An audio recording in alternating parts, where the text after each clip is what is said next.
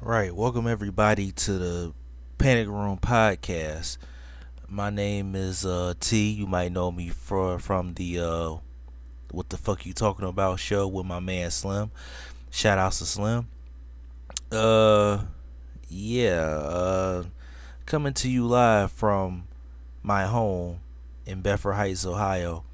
I started this podcast because I wanted to try out different subjects I could talk to you guys about, whether it's geek stuff, it's movies, anything you want to talk about. So let's get right into it. Now, I seen Doctor Strange the other night. Well, this is about that was opening night where I seen Doctor Strange. And I know I'm late on this review, but I got a lot of interesting notes that I took down on that movie, and I would like to discuss with you guys about it, and let's talk about it. So,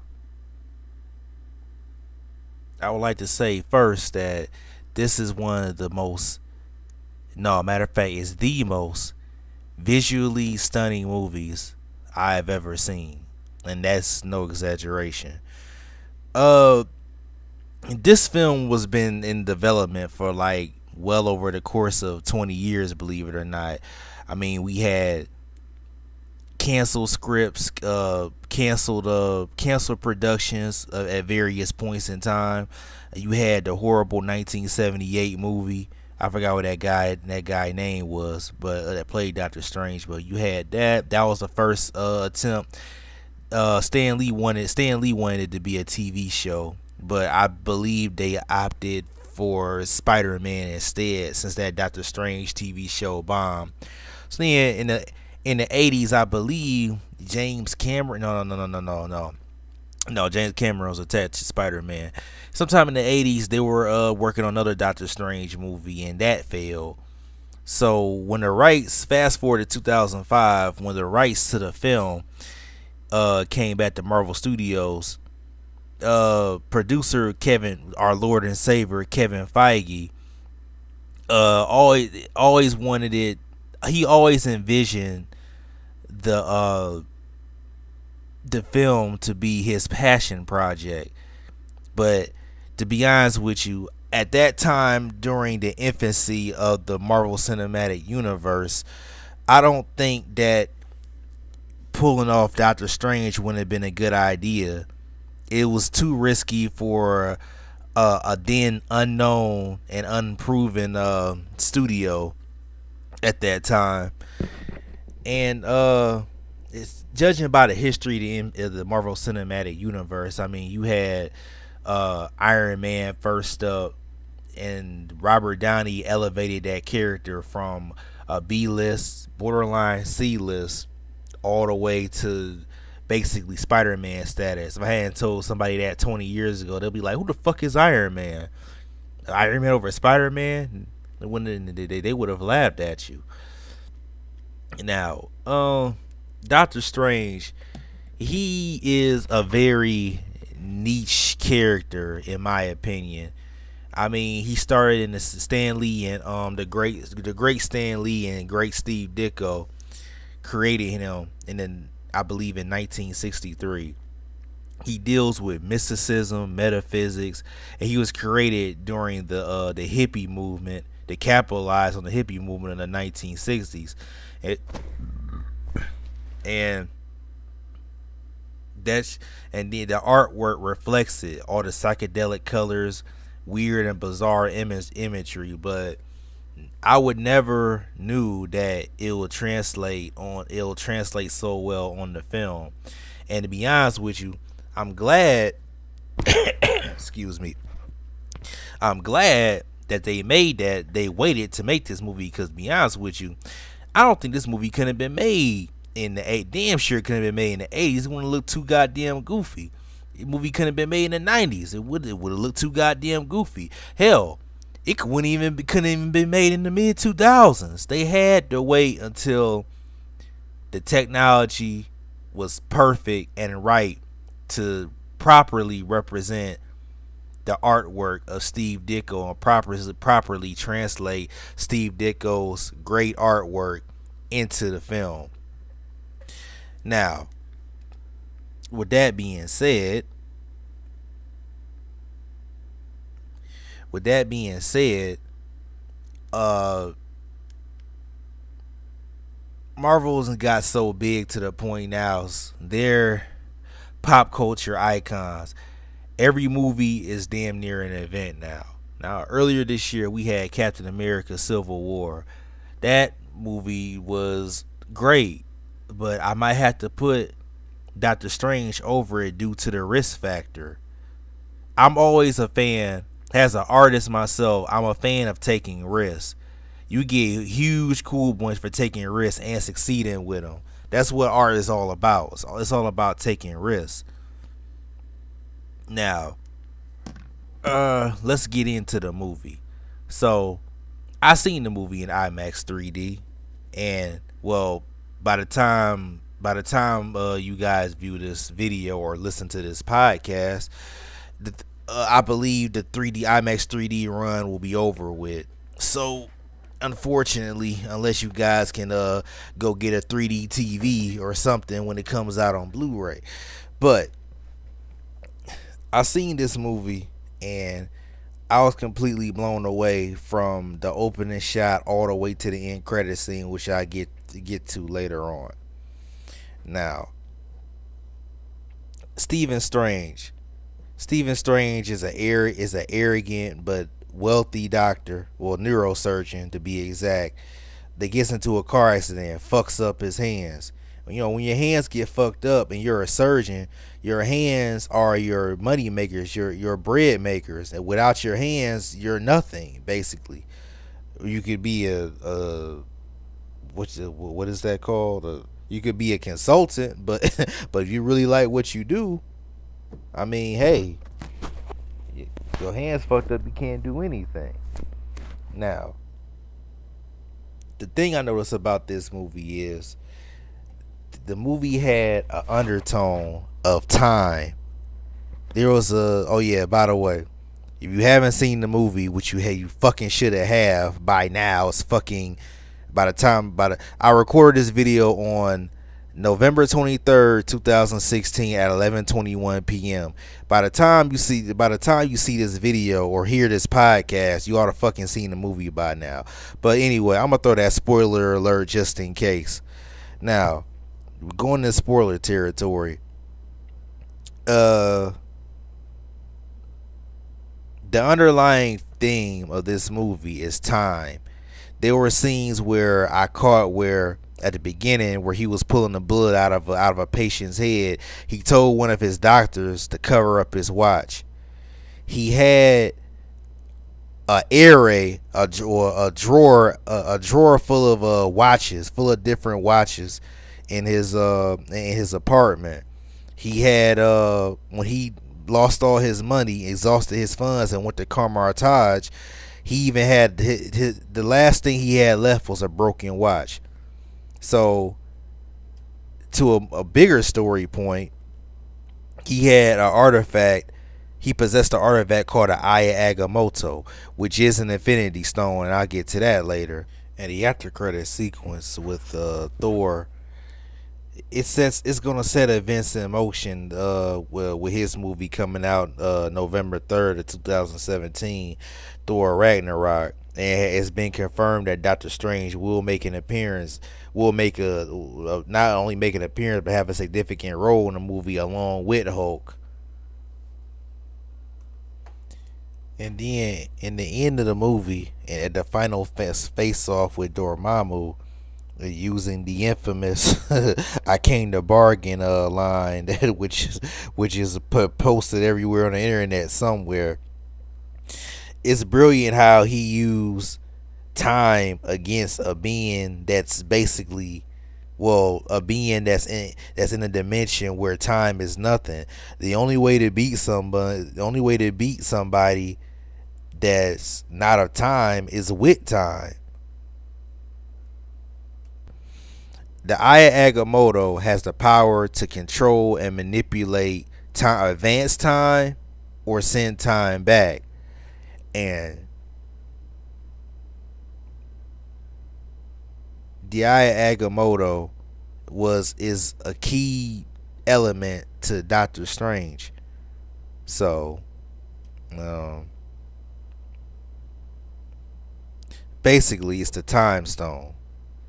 In the Marvel Cinematic Universe, there are five Infinity Stones. There are the Space Stone that we seen in the Avengers and Captain America: The First Avenger. We seen the Aether, which is the Reality Stone. We seen that in the second Thor film.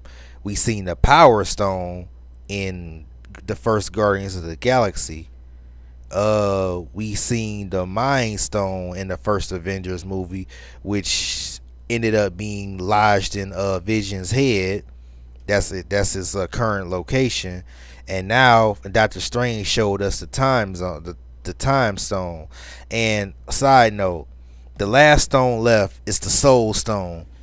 And I'm willing to bet that not Doctor Strange. I'm willing to bet that we will see the Soul Stone, the final Infinity Stone in Black Panther. Because think about it, the Soul Stone, the Soul Stone has the power to manipulate souls, take lives, and raise the dead. Black Panther can talk to dead warriors. He's also known as the King of the Dead. There's your connection right there. Go back to this video. When Black Panther drops, go back to this video. You heard it here. You heard it fucking here first. Now, back to Doctor Strange.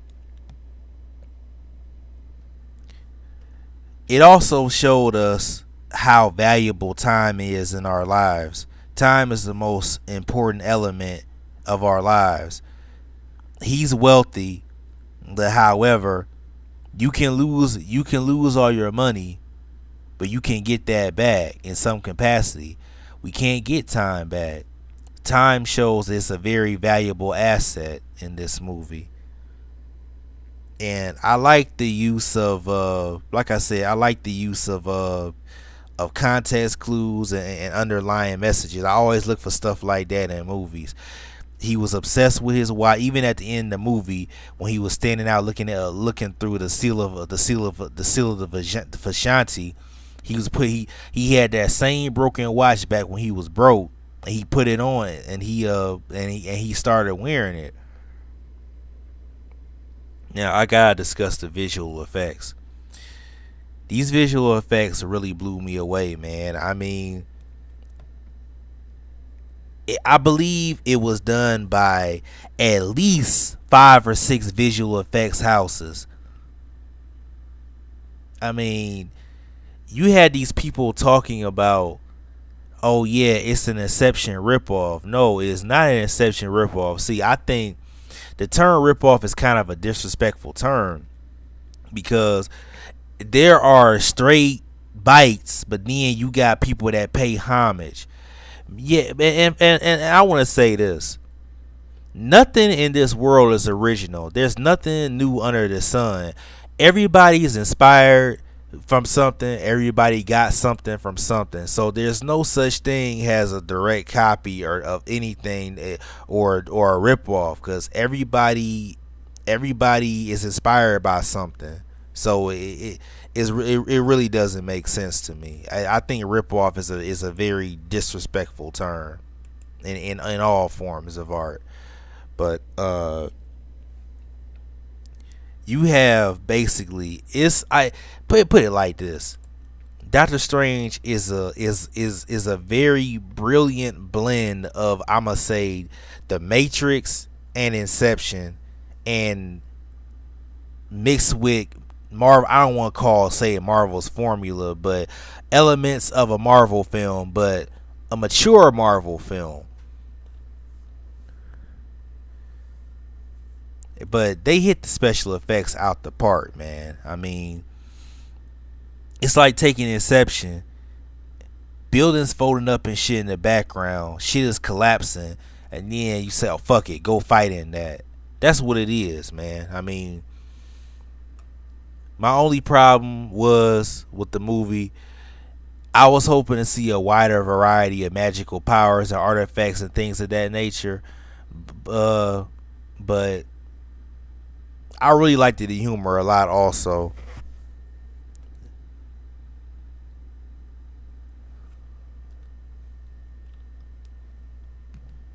But anyway,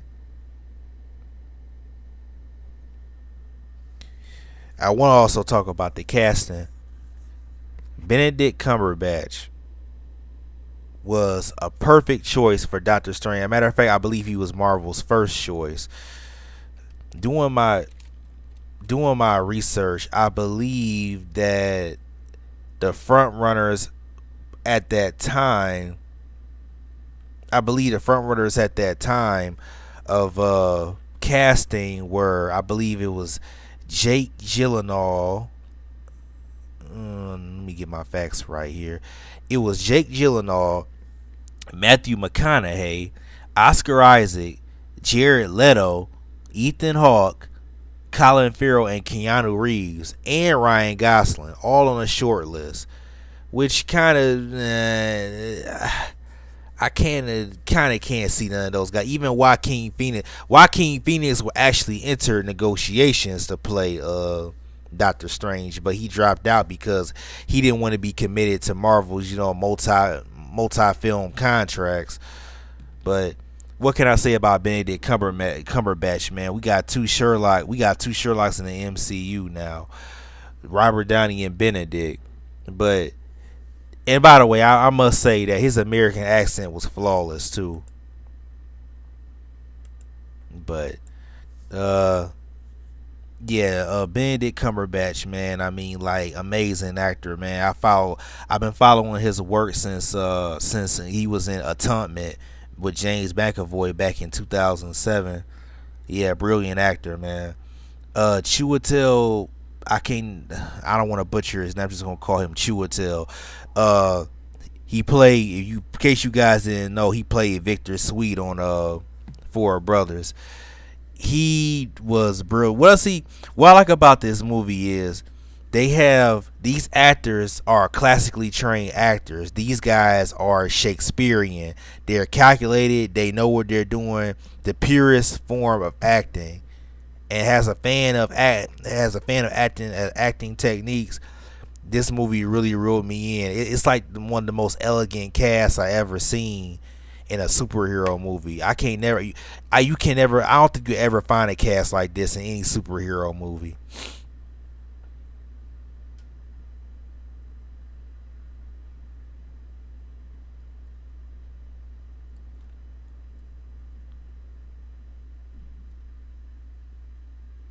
Now, when it comes to when it when it when it comes to my favorite Marvel movies, I have a top five right now. Uh, I number that the Winter Soldier. The Winter Soldier was my number one movie. It been my number one MCU movie for a while now, but I'm gonna have to put Doctor Strange over it due to the risk that it took. So number one goes Doctor Strange. Number two goes The Winter Soldier. Number three is Civil War. That is painful for me to put it that low. I had to put The Winter Soldier over Civil War because it's focused strictly on Captain America. Number four was Ant-Man, and number five is the first Avengers movie.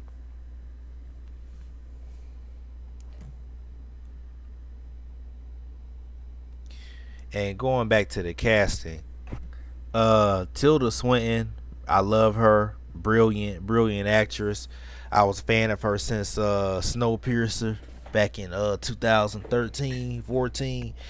Uh, her this whitewashing controversy in Hollywood, it gets pretty ridiculous. But she did the role so good it makes you forget about it, man. I mean,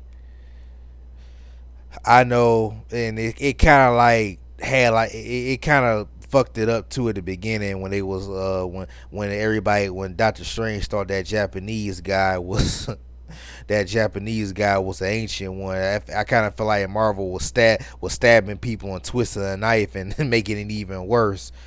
But yeah, I also want to get back on the visual effects. That Steve Ditko acid trip that he went on when the ancient one sent him through the multiverse, which I wanted to see more because I wanted to actually see different multiverses. They just kind of like skimmed over it. But I believe there was a report. There was a report out that they originally was going to have an extended sequence, but they decided to cut it out the movie. I don't even know if they filmed it or not, but yeah, due to I don't know, maybe time constraints or something. But I wanted to see more of the multiverse. But that sequence was so crazy. It reminded me of 2001: A Space Odyssey, Stanley Kubrick from 1968. And with a combination of elements from Star Wars and Ditko's imagery. But anyway, guys, that's all. That's my little review. I'm kind of pressed for time right now. I know we haven't made a video in 3 months, so I wanted to give you guys a little treat first. So you're gonna be hearing more podcasts from me. This is the first show. I know I'm a little rusty, so I'm gonna get better at it we gonna get better as we go. All right. All right. This is T signing out. I catch you guys maybe tomorrow. I might have some videos dropping tomorrow. If not, definitely next week. All right. Y'all have a good holiday. Happy Thanksgiving.